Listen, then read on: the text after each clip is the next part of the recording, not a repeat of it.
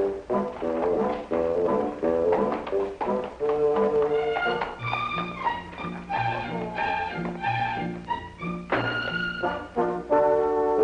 name is Dr. John Watson.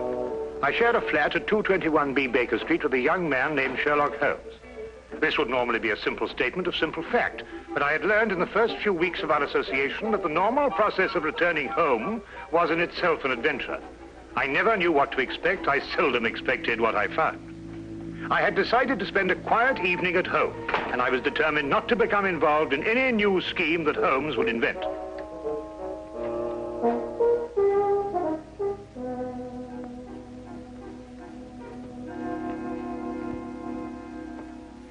Sulfate gas. Oh? Do you remember the Dietrich case, when the defense tried to prove that no one could produce a deadly poison without a trained chemist? No. Well, I'm going to try it now. With kitchen utensils and a secondary school chemistry book. I knew it could be done. There it is, Watson. Brilliant. Now you've gone too far.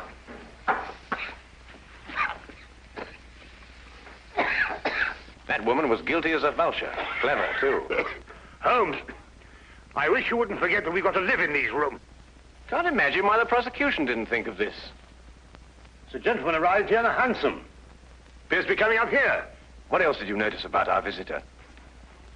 Why, no, I say about 30-ish, conservatively dressed, a man of modest means. What do you think, Holmes? I don't know. I didn't see him. You did. Oh, yes. Yes, of course. Oh, excuse me. Morning, do come in, will you? Good morning. Is this Sherlock Holmes' flat? Yes, indeed. Oh, sulfate gas. Oh. Mr. Holmes has been experimenting. That's Mr. Holmes. How do you do, Mr. Holmes? How do you do? I must apologize for calling upon you without an appointment, Mr. Holmes, but it is urgent. May I present my friend and colleague, Dr. Watson? How do you do? How do you do? Now then, Mr. Winthrop. Mr. Harvey Winthrop, isn't it? Have we met before, sir? No, but you mustn't underestimate your reputation. Won't you come in? And sit down. Thank you. Over there.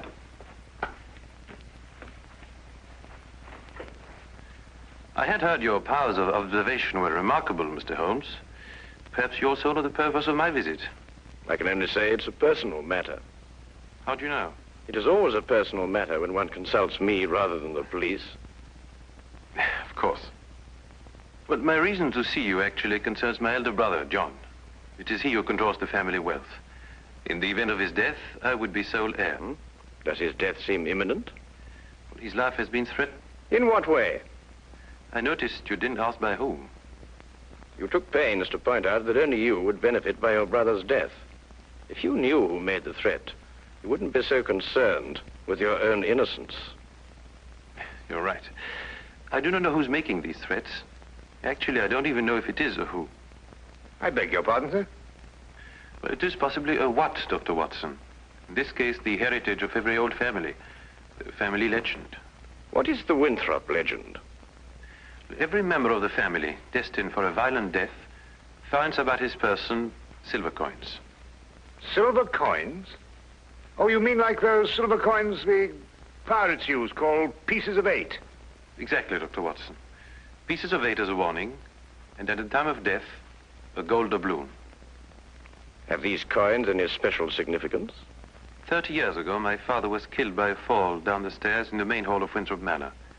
A gold doubloon was found under his body. Was he actually seen to fall downstairs? No. The manor was closed and has remained so ever since. I assume your brother has discovered several silver coins. Each day for the past 7 days. I see. What has been his reaction? He has decided for the first time in 30 years to reopen Winthrop Manor.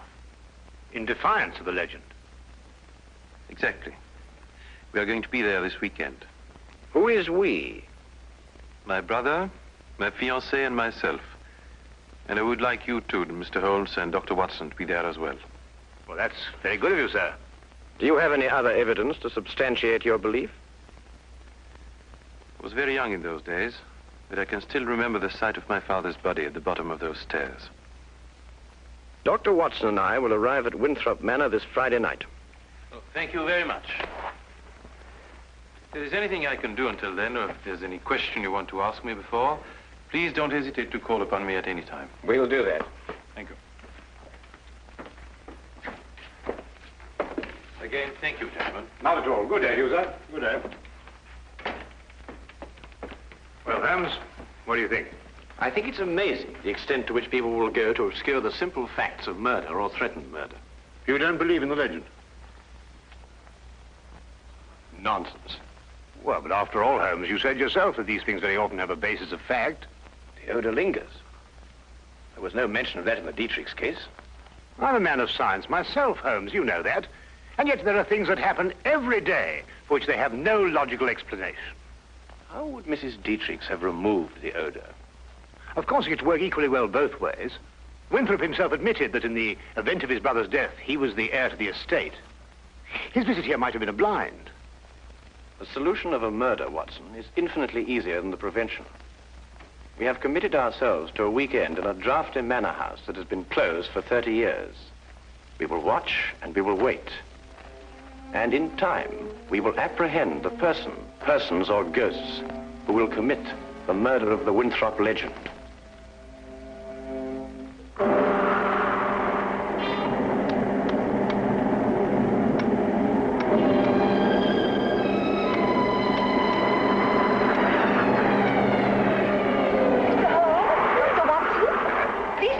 Thank you.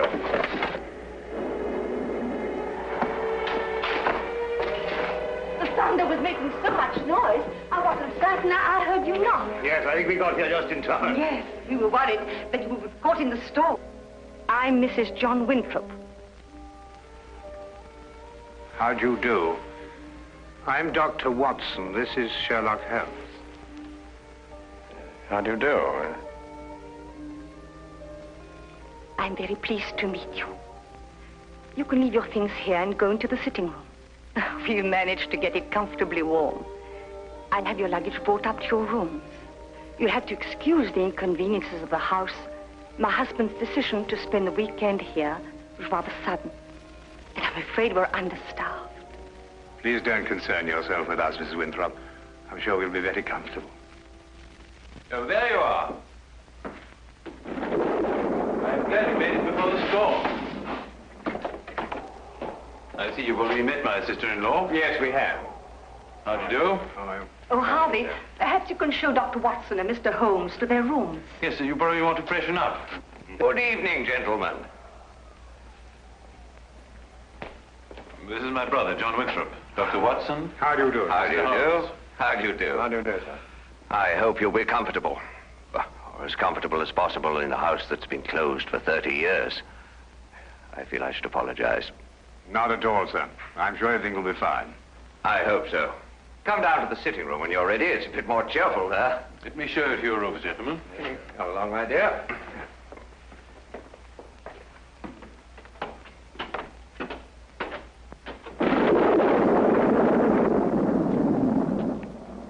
You didn't mention your brother was married. Didn't I? I thought I had. Then surely she would be the heir to the estate if anything should happen to your brother. No, the estate upon his death goes to the next male member of the family. Oh, I see. How did Mrs. Winthrop lose her sight? It was a riding accident, shortly after they were married. My sister-in-law is a remarkable woman, Mr. Holmes. She took to her new way of living with cheerfulness and thoroughness. Yes, it's always encouraging to hear of such cases. And it reflects great credit on those surrounding the patient. Oh, Peg, I want you to meet... Dr. Watson. And you must be Sherlock Holmes. Harvey has told me so much about you. Gentlemen, my fiancée, Miss Margaret Hall. How do you do? How do you do, Miss Hall? John and Alice are in the drawing room, darling. We'll be down shortly. All right, darling. I think we're going to have a wonderful weekend, in spite of this old house. Don't keep yourselves from us too long, gentlemen. You're a very lucky man, Mr. Winthrop. She's a lovely girl. Matter of fact, you know, there's some very good hunting country around here. Do you go in for that sort of thing, Mr. Holmes? On occasion, sir. Not very often, thank you. My wife thinks I'm a bit reckless. She worries about my neck. A glass, my dear. Thank you. That appears to be a preoccupation with more than one member of your family, sir. You mean my brother, too? And the reason for your being here? Nonsense. I said the same thing.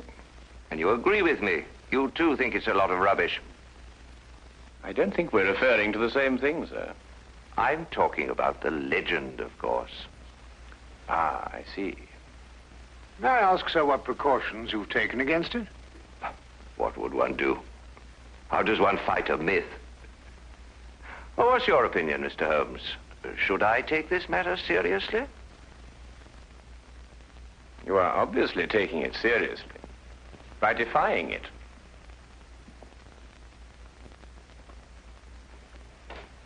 By coming down here to prove that it doesn't exist.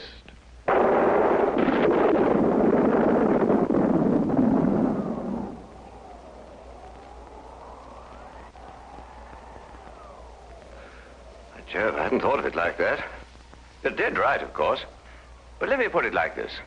Do you really believe the legend is dangerous? You are obviously overlooking the second conclusion, sir. If the legend is real and beyond our understanding, then your life may be being threatened by the supernatural. If we rule that out, then the threat has a very realistic source. In either case, the threat remains. I hadn't thought of it that way. But there are just the 6 of us here, Mr. Holmes. Surely if there is danger for John, it couldn't come from any of us. There are just the 6 of us now, Miss Hall.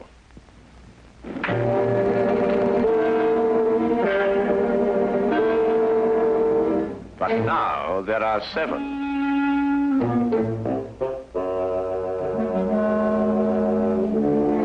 John, what is it? Nothing, my dear, nothing at all. I think we'd better go into dinner. Excellent idea.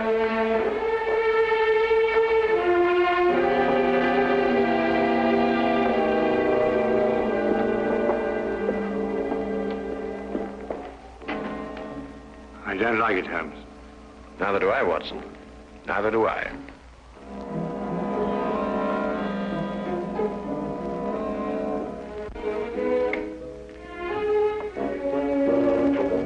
Oh, come in, Watson. Oh, don't be alarmed, old chap. I don't think this contraption has been fired for centuries.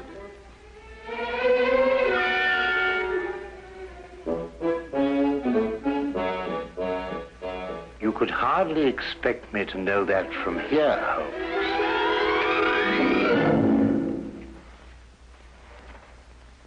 Seems it's working after all.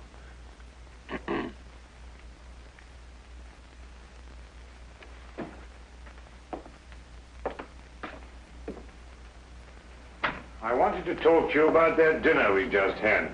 Oh, yes, yes. Excellent, Doc. Don't you agree? Well, it was better than the conversation, or lack of conversation, I grant you. Well, quite natural under the circumstances. Everyone's suspecting things they'd rather not say. What do you make of it, Holmes? Did you realize that young Harvey Winthrop was in love with Alice before she married his brother? Holmes, you're fantastic. How did you determine that? He told me. Oh. Oh, have you got a match, Watson? Yes, I think I should have.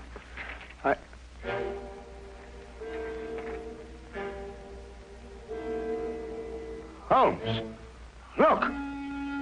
Yes, I know. I slipped it in your pocket during dinner. You what? I just wanted to see how easy it was to plant those things on someone else. Well, really, Holmes, for all you know, I might...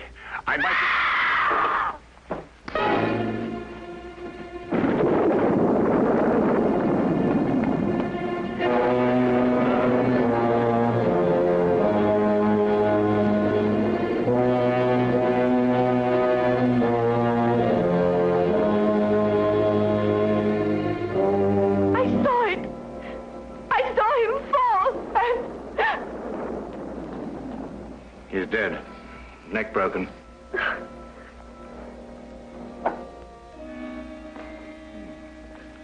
A gold doubloon. happened? Will someone tell me? What's happened?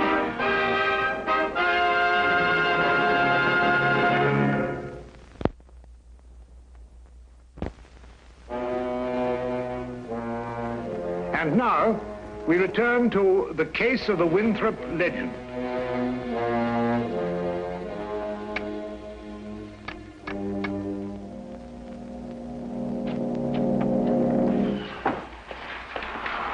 Had quite a time getting back here. The roads are turning bad.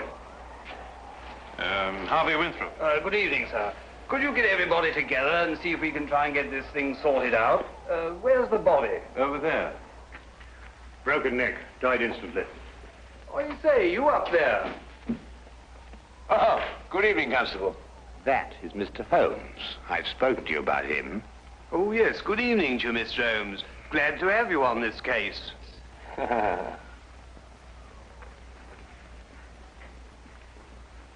His wife.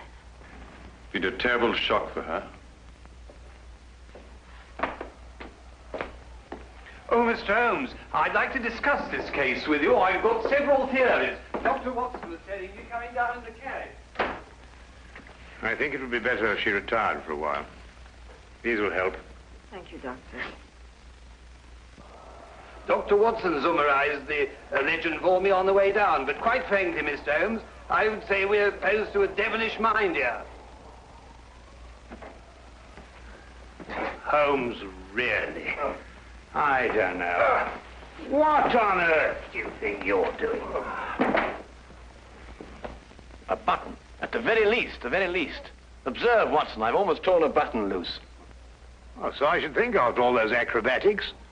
Are you going to sit like that all evening? And yet the late Mr. John Winthrop fell down a long flight of exceptionally sharp stone stairs without damaging his clothing. What's that? I'd better check. Yes, I think you had. He may not have torn a button, but he suffered some very severe damage to his neck, I'd like to remind you. An indisputable fact, my dear Watson. Well, what are you getting at, Holmes? That's right. Now we're getting somewhere. Come on, Watson, let's examine the situation more thoroughly. The killing blow was struck at the back of the neck, is that right?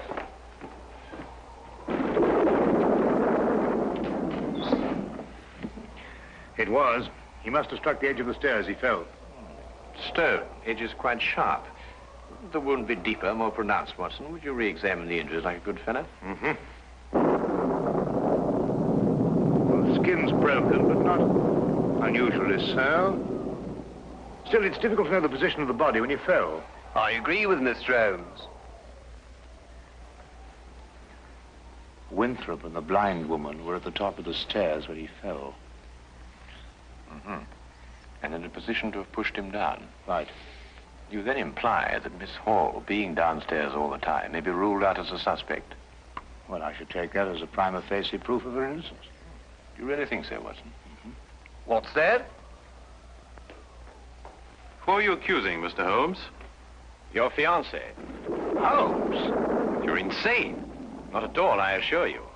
Your brother didn't fall down these stairs.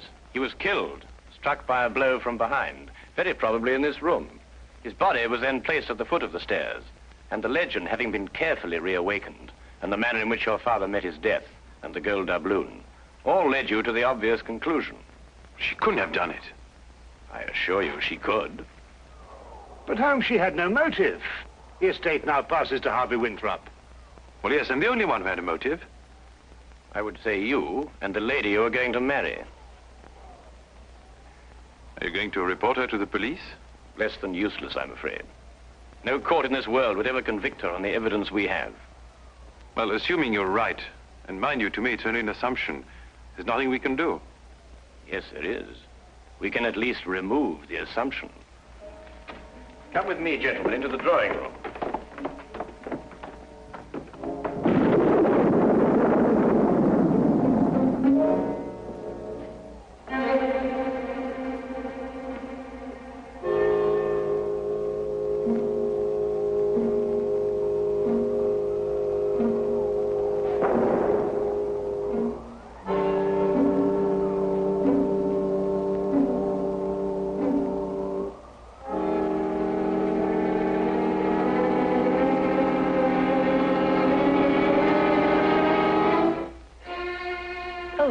Constable. I didn't know you were there. Just looking around, routine, you know, miss. Of course. Did you want to see me? Not especially, miss. A few more things to check up on. The rest lies completely in your hands.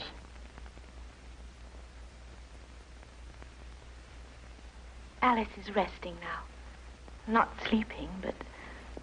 Oh, this whole thing is horrible. If you'll forgive us, Dr. Watson has a medical certificate to fill out. Yes, I should attend to that.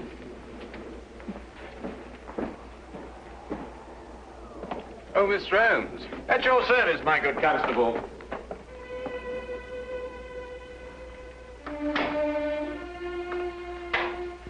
That Holmes. What a peculiar man. What? Oh, Holmes, yes, he is, isn't he? Peg, Yes? Well, this is difficult to say. What is, darling? In light of what's happened, I think it's best we break off our engagement. Break off? But why? Well, there's certain to be a mess in the papers about all this. Oh, you needn't worry about me, darling. Actually, it's Alice I'm thinking of. Alice? Yes, she'll be so terribly alone now. In a way, I feel responsible for her. You love her. You've always loved her. And now that your brother's dead, you... You mustn't think that. There's something else. What else? Why this sudden protective fatherly interest? 10 years ago, Alice and I went riding across the moors. I started a race. Her horse broke away from her and she couldn't stop him. He took a high fence and fell. And Alice became blind. But you can't live with that for the rest of your life. It was an accident. It was unfortunate, but it shouldn't influence our relationship now. I'm afraid it does. To me. John dies and you take Alice. That's funny. That's really ironic. Ironic? What makes you see ironic in such a situation? I don't know. I just meant nothing. Just an expression.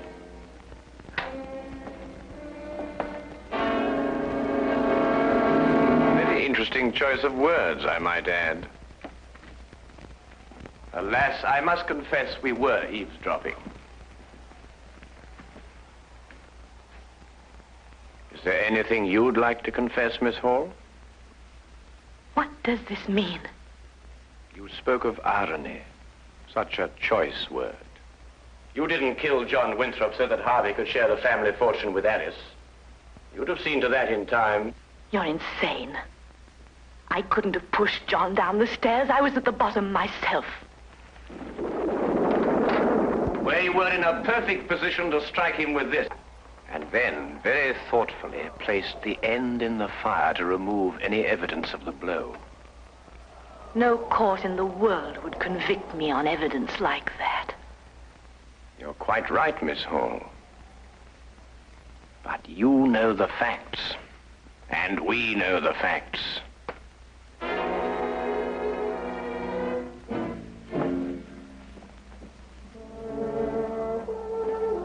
But surely, Holmes, something can be done. I don't think so, Watson. The young lady used her wits at an ancient legend. And a murderess walks free.